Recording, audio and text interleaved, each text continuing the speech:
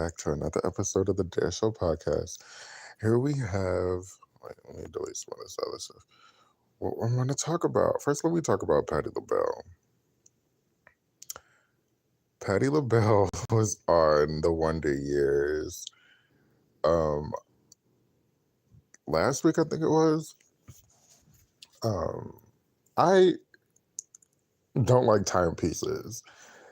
And one of the reasons why I don't like timepieces is because some of the timepieces have the look of the timepiece, but the language of the timepiece is very modern. And that bothers me because I'm like, in 1968, they were not saying take over spirit because Tamar Braxton was the first to say, or at least make it popular. Tamar Braxton was the first to say take over spirit about like 10 years ago on the Braxton Family Values.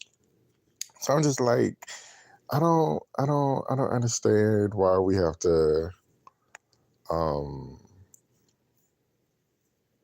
have these like modern languages. And I get it, it's you're appealing to like everybody, you're appealing to the modern society, but they were not saying certain languages, certain words, and language back then was not as it was today. I'm just like, there's no way. But anyways, even though I wasn't back there, I can't attest, but I can imagine. I could just, call my grandmother, call my mother, ask them, but I'm sure they would say no.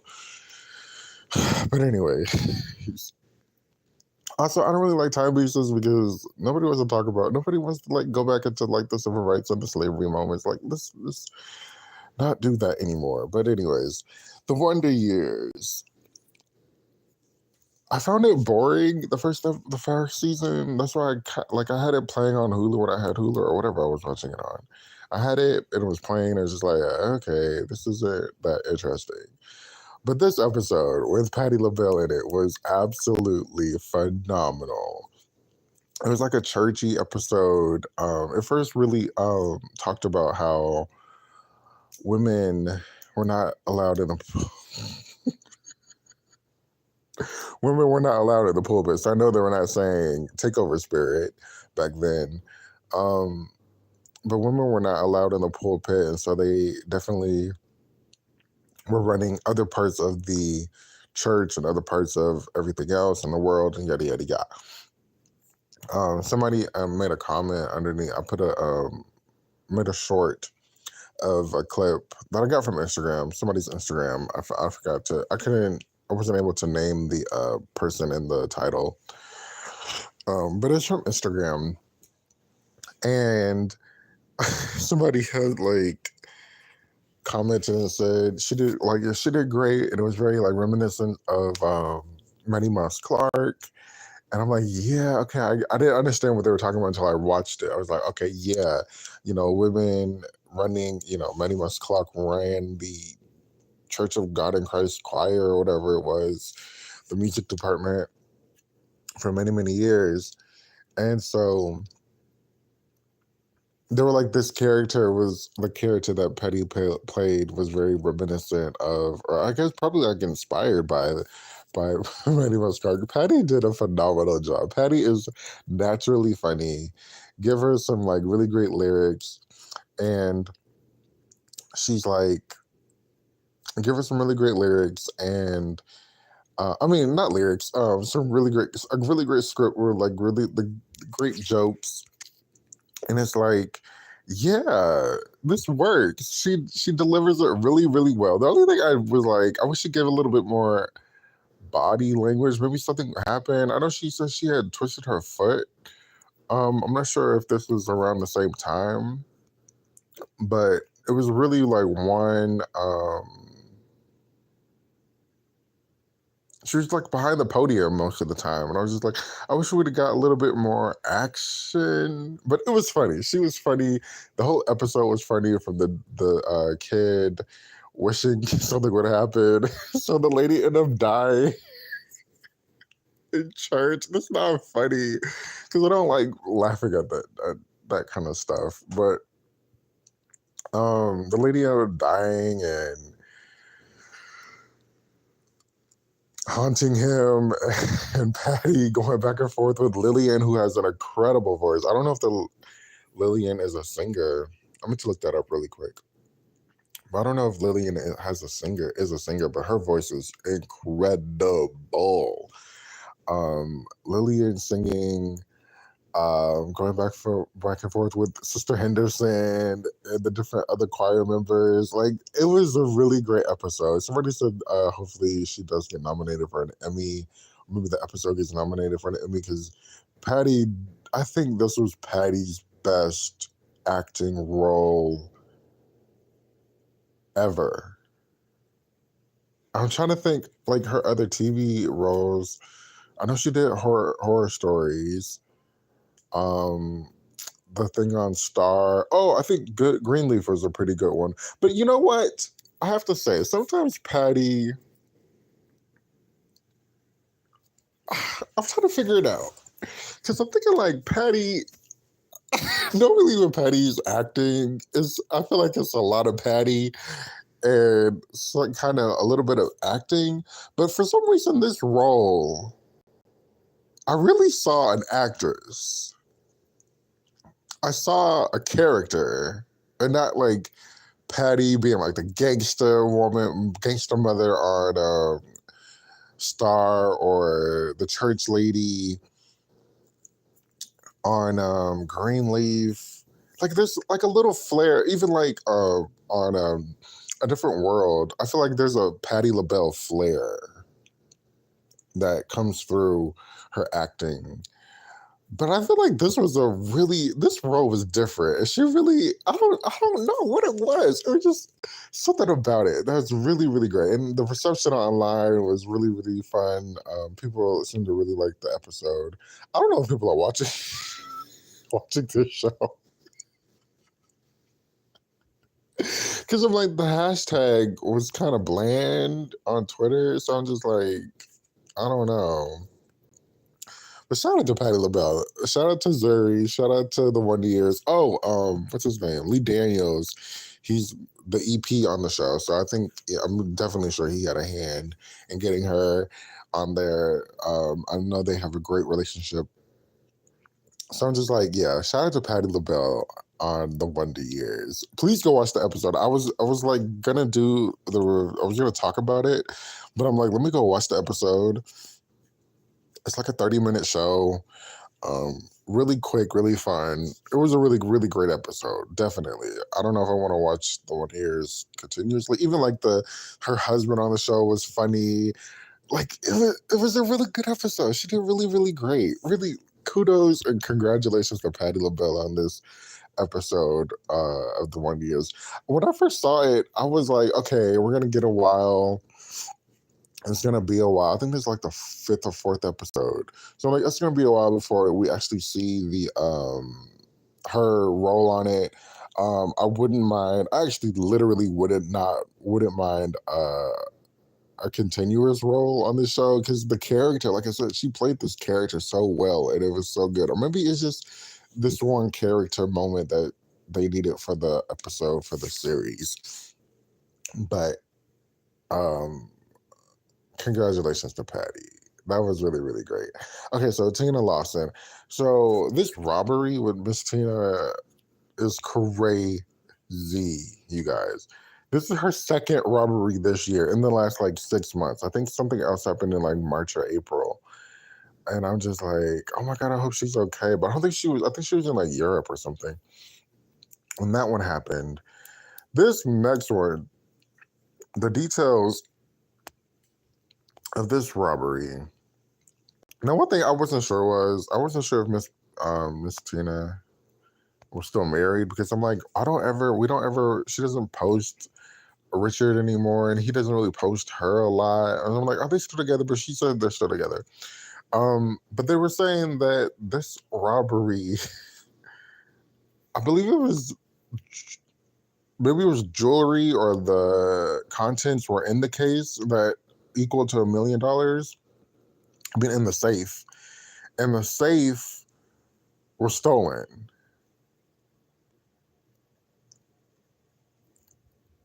Now, I like Miss Tina. I don't think she's seedy or one of them crazy Hollywood people. But I'm just like, how does somebody just come into your house and steal a safe? What? You ain't got cameras?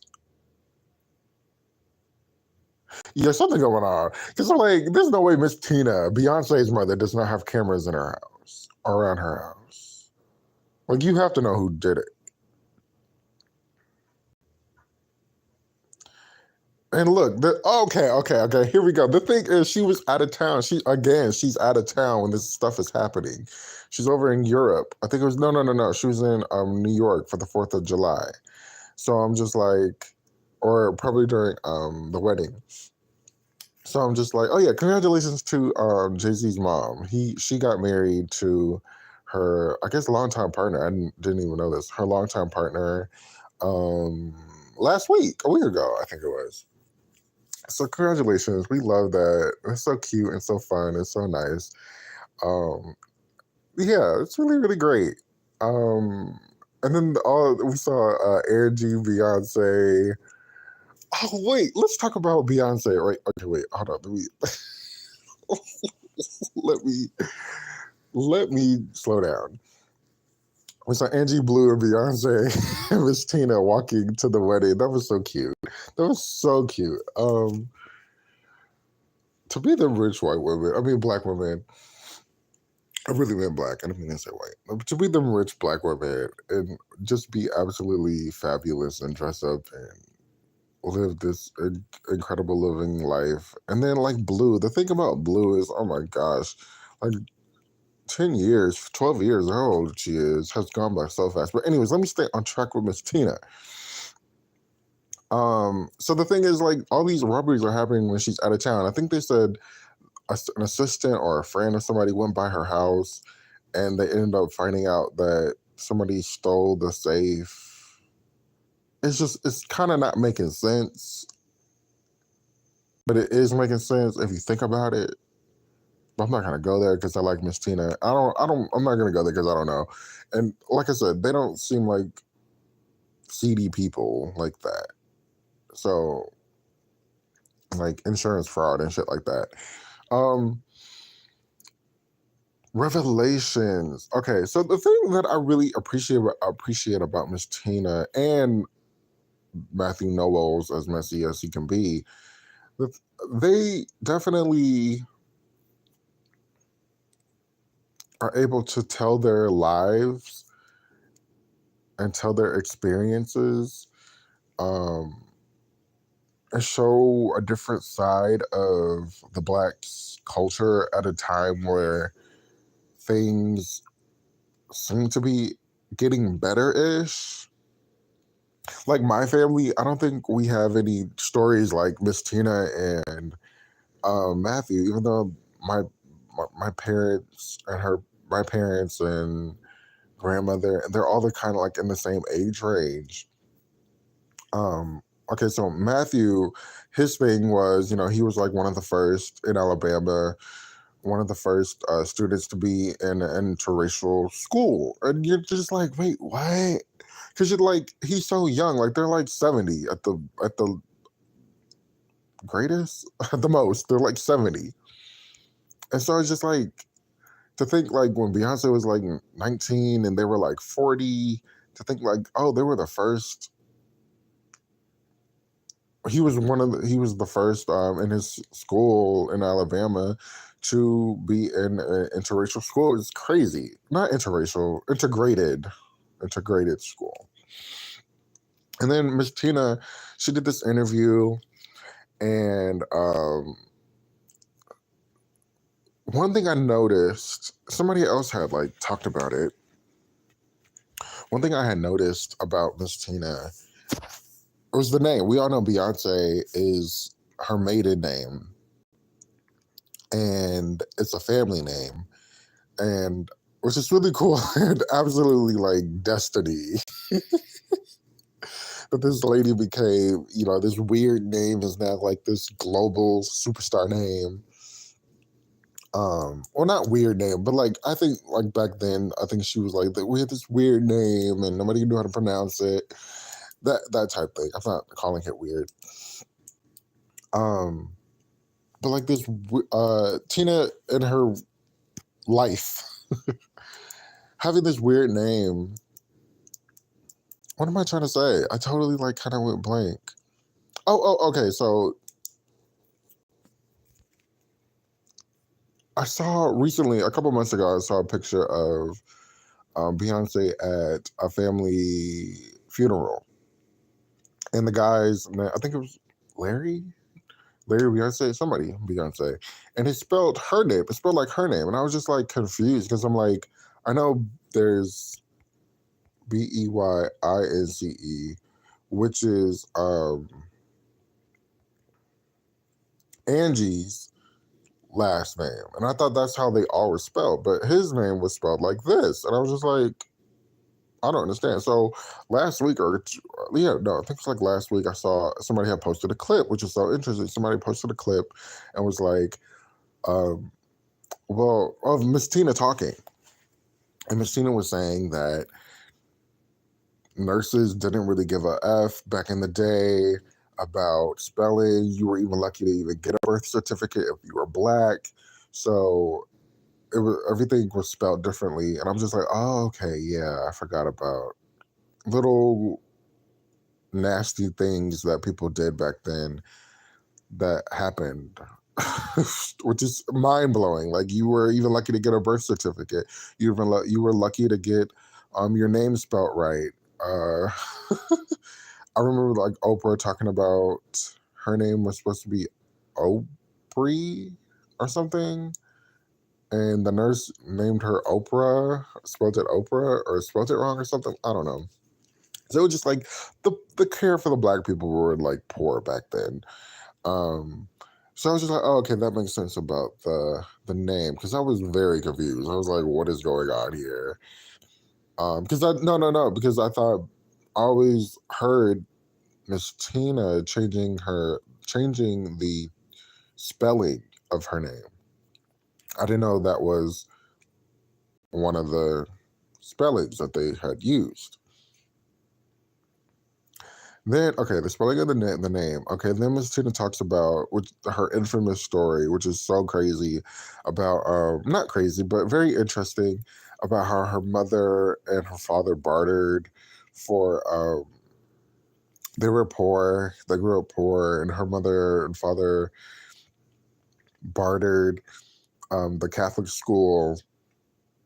They, Miss Tina, I mean, her mother did the dress, I mean, did the clothes and the robes for the choir, and her brother, I think she said her brother would like mow the lawn for them to go there and get an education. And that infamous, let me see if I can see the picture, that beautiful picture of Miss Tina. Um, of Miss Tina. I think Beyonce had posted it. Was that Beyonce? No, that was Beyonce. That was Miss Tina. Of her as a kid. Okay, no. Okay, here we go. We're gonna find it. This one, like, oh my gosh, look at her. Celestine. Oh wait, there's more. Oh shoot, she looks just like Blue. I see a little Solange, but those eyebrows are definitely Blue. Remember when Blue was young? She had those like sharp eyebrows. I don't know if she still does. This is funny. Oh my gosh. That Beyonce. Okay, no, that was Beyonce, not Blue. Beyonce and that eyebrow. Oh wow, I've never seen this. This is crazy. It's so cute. I feel like Beyonce still does that face. I hate talking about this lady like I know this lady. Okay, but anyways, and I feel like I do, because I'm like, I grew up listening to her and the interviews and stuff. But anyways, is that Michelle Obama? No. Okay, but anyways, back to the scheduled programming. And how she bartered, and what else did she talk about? I'm forgetting. I think I just drew a blank. But anyways, Miss Tina also did this interview a couple of months ago, and she was talking about being a mother of these famous kids. And Miss Tina talked about how she never took it like vacation time or took time off. She was always in the background, trying to just be the help. And she said she was really trying not to embarrass her children growing up. And so she was like, this was one picture at the Golden Globes where she looked a hot mess. And she was just like, she feels sad watching that photo. But I really love Miss Tina now because I feel like she's definitely, after that divorce, she definitely stepped into her own self. And she talked about that Essence cover, which I have that picture. Let me see if I can find it. I don't know where it would be. Okay, never mind. I'm not gonna try to find it. Okay, well, I can just look it up. Hello. That Essence cover, she was just like, Essence wants me to do this cover about when I was turning 60 and feeling fabulous. Oh, Ebony, not F. She said Essence. I think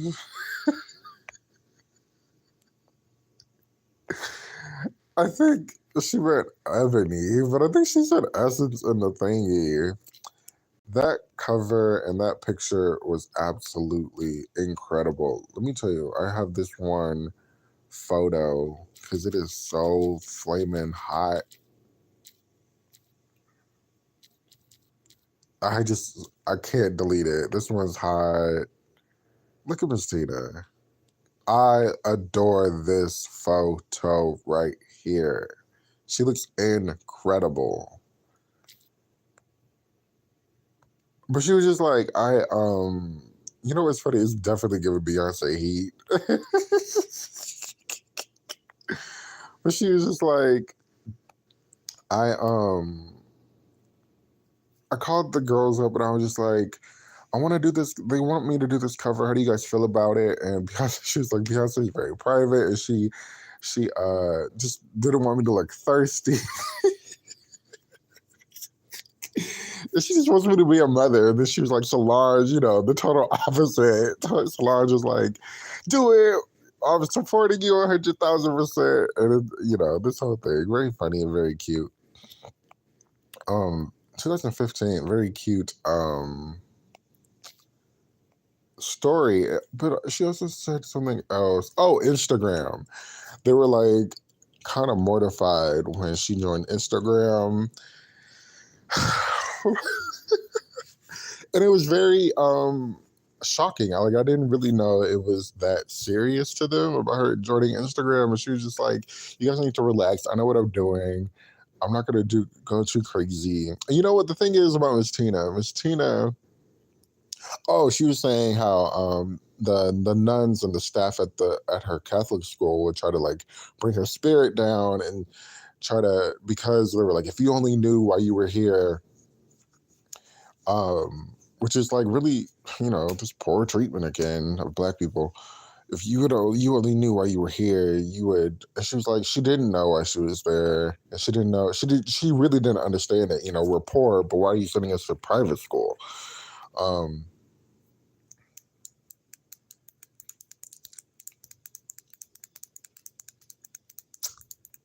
But shout out to Miss Tina. Oh. She's like, that's where her spirit became, thick, and she wouldn't put up with people's shit. And so you definitely see that on Instagram and some of her clapbacks, like with like not interviews, but like certain things she has said throughout the years. But definitely check out her Instagram. She's very outspoken. I love that about Miss Tina. She's very outspoken and she has an opinion. And she's this gorgeous lady with her corny jokes. I love her corny jokes. Like, give us more corny jokes. I want to go to the Houston shows. Hopefully, we see Miss Tina at the Houston shows. I definitely remember that lady who was like at the some show, and they were like, I had a chance to hang with Miss Tina, but I wanted to be up close to see Beyonce. Like, are you dumb? Like, I would kill to hang out with Miss Tina during a concert or whatever. Miss Tina is so cool and so fly. You see her at the 4th of July, her outfit at the 4th of July party that she was at. She looked like the flyest person there. She had some tight and short on. I was just like, get it, Miss Tina. Miss Tina is incredible. And yeah, I think that's all I got to say about Miss Tina. Let me go on to this next one about. It was somebody else who sold their catalog. You know, I'm always very interested in a catalog selling or people trying to buy back their masters or whatever.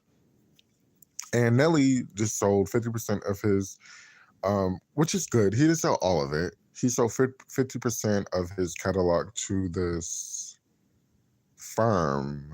What's the name? Whatever. Harbor View. And he told Variety, as you can see here, as artists, we put our heart and soul into each track, and there comes a time when you consider preservation of the artistry. My music is my legacy, which I want to last beyond me, continuing to make my existing fans happy while reaching new generations and new audiences. He was excited to partner with Harbor View to create opportunities for discovery of my music for decades from now. So I guess they're gonna, take his music and bring it to new heights, probably new opportunities, new like deals and commercials and stuff like that. Harbor View has had bought song categories from Lady A. Oh, okay. Lady A they're already selling their catalogs? Lady Antebellum is selling their catalog already. Wow. Brad Paisley.